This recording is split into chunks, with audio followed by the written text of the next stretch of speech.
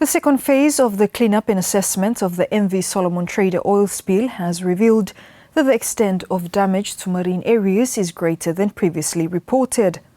Minister of Environment and Climate Change Disaster Management, Honourable Trevor Mahaga, revealed in Parliament today.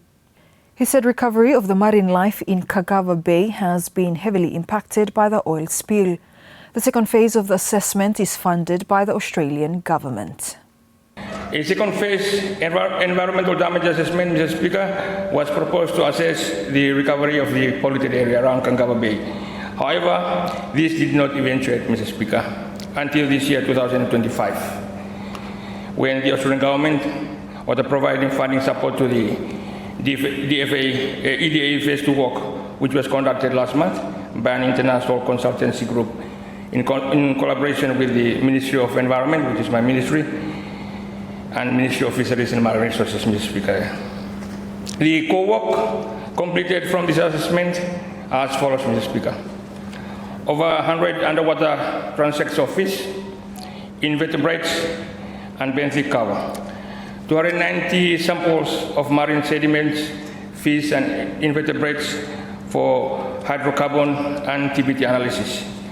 Detailed underwater and UAV surveys of the extent of grounding area impacts, and fourth community meetings at both Labangu and Abatai. Some initial observations are as follows, Mr. Speaker. One, oil, that is doubles and parties, is still present on the reef and the beach at several locations within Kagawa Bay. Second, the main grounding area has not been recovered as much as would be naturally expected, Mr. Speaker. Third, we have also identified several new areas of the reef that the ship impacted and caused significant damage.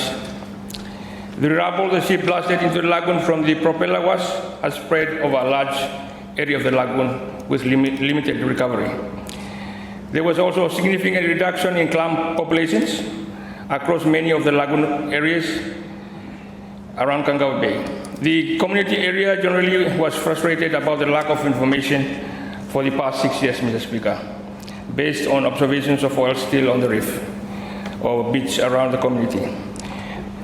The recovery of the reefs, Mr. Speaker, within the grounding area could be supported with some active rehabilitation efforts. There was a strong support for this at the community meetings, although some members rightly asked where funds for such an initiative would come from. Finally, Mr. Speaker, on the positive side, the oil on the shoreline has largely weathered and only patchy areas still present. The Ministry is still to receive the full environmental damage assessment Phase 2 report.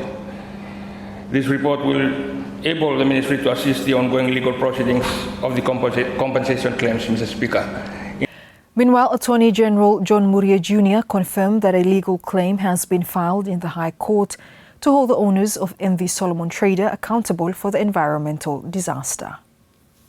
A claim has been filed in the High Court for negligence and damages, and also second part of the claim in relation to the Banca Convention. The claim, first claimant is the Attorney General, and the second claimant is the landowners law, Rennell Oil. We have applied for substituted service law of the parties, which is the current KPNI and also BMC. And that matter, pleadings is still open, and we're still progressing with the claim. In February 2019, the bulk carrier MV Solomon Trader ran aground off the coast of Rennell Island, resulting in a significant oil spill.